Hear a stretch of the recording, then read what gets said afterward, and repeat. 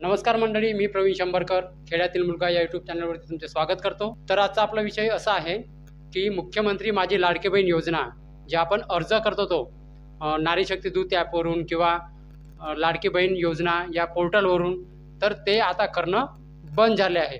तर ते करणं बंद का झालं आहे, कारण काय आहे, तर हेच आपण आजच्या व्हिडिओच्या माध्यमातून आपण आज जाणून घेणार आहोत। तर चला मंडळी, तुम्ही माझ्या चॅनलवरती नवीन असाल तर माझ्या चॅनलला सबस्क्राईब करून शेजारची जी बेल आयकॉन आहे त्याच्यावरती प्रेस करायला विसरू नका। चला मंडळी, व्हिडिओ न लांबवता आपण व्हिडिओला सुरुवात करूया।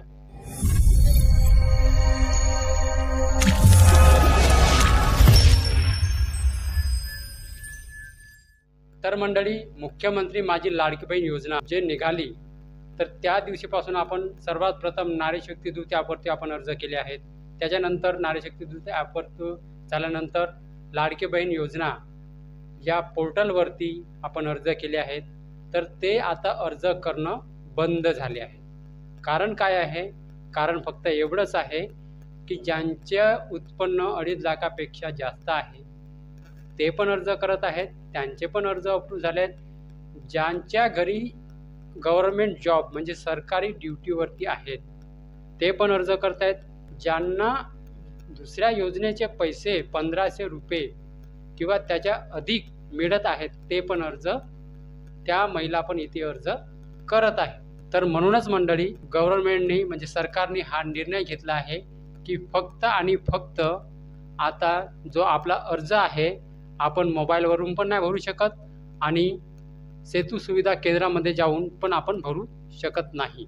तर आपण फक्त आता अंगणवाडी केंद्रामध्ये जाऊनच आपण हा अर्ज आपला भरू शकतो। आता तुम्ही सेतू सुविधा केंद्र म्हणजे CNC सेंटरमध्ये पण नाही भरू शकत, आपल्या मोबाईलवरून पण नाही भरू शकत। फक्त आता आपल्याला डॉक्युमेंट जमा करायचे आहेत आणि आपला जो अर्ज आहे तो जोडायचा आहे आणि तो ऑफलाईन अर्ज आपल्याला अंगणवाडी केंद्रामध्ये आपल्याला नेऊन द्यायचा आहे। तर तिथेच आपला जो अर्ज आहे लाडकी बहीण योजनेचा आपला ॲक्सेप्ट होणार आहे, म्हणजे तिथूनच आपला फॉर्म अंगणवाडी मदतीस भरल्यानंतर आपला जो फॉर्म आहे तो अप्रूव्ह होणार आहे। पण एवढी प्रॉब्लेम आली मंडळी, आपण समजा जेव्हा फॉर्म भरला तर आपला जो अर्जाचं स्टेटस आहे, आपला फॉर्म भरल्यानंतर फॉर्म अप्रूव्ह झाला की रिजेक्ट झाला की इन रिव्ह्यूमध्ये आहे की पेंडिंग आहे, म्हणजे हे जे 4 ऑप्शन होते ते आपल्याला कळत होते। तर आता आपण अंगणवाडी केंद्रामध्ये जर फॉर्म नेऊन दिला, तिथे जर फॉर्म नेऊन दिला, तिथे भरला, तर आपल्याला फक्त एवढं कळणार नाही की आपला आता फॉर्म इन रिव्ह्यूमध्ये आहे की पेंडिंगमध्ये आहे की डिसअप्रूव्ह झाला आहे की काय झालं आहे, ते आपल्याला आता कळणार नाही। पण सरकारने आता फक्त आपल्याला अंगणवाडीमध्येच फॉर्म नेऊन द्यायचा आहे।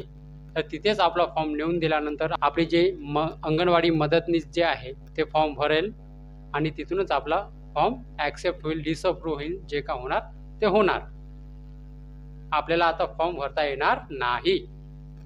आता पुढे जाऊन जर चालू झालं फॉर्म भरणं मोबाईलवरती किंवा सेतू सुविधा केंद्रामध्ये, तर मी तुम्हाला तसा एक जसं माहीत झालं मला तसा एक व्हिडिओ आम्ही आपल्या चॅनलवरती टाकून देईन। तर मंडळी, मी 5 दिवस झाले व्हिडिओ टाकला नाही, कारण माझा मोबाईल जो आहे तो पूर्णपणे लॉक झाला होता। पूर्ण डिव्हाइस जे आहे पूर्ण लॉक झाला, म्हणजे डिव्हाइस पूर्णपणे लॉक झाला होता। त्यामुळे मला क्षमा करा, मला माफी करा, कारण मी 5 दिवस झाले व्हिडिओ टाकला नाही। पण हा अत्यंत खूप महत्त्वाचा व्हिडिओ मी कालच मोबाईल दुरुस्त करून आणला आहे, रिपेअरिंग करून आणला आहे, तर आज मी व्हिडिओ बनवत आहे। तर आता आपल्याला मोबाईलवरून पण फॉर्म नाही भरता येणार, सेतू सुविधा केंद्रावरून पण फॉर्म भरता नाही येणार। फक्त आता आपल्याला अंगणवाडीमध्ये फॉर्म डॉक्युमेंट्स आपले नेऊन द्यायचे आहे। ठीक आहे मंडळी, माहिती समजली असेल तर व्हिडिओला एक लाईक करा आणि माझ्या चॅनलला सबस्क्राईब करायला विसरू नका। तर चला मंडळी, आपण उद्याच्या महत्त्वाच्या व्हिडिओमध्ये भेटूया। चला मंडळी, नमस्कार।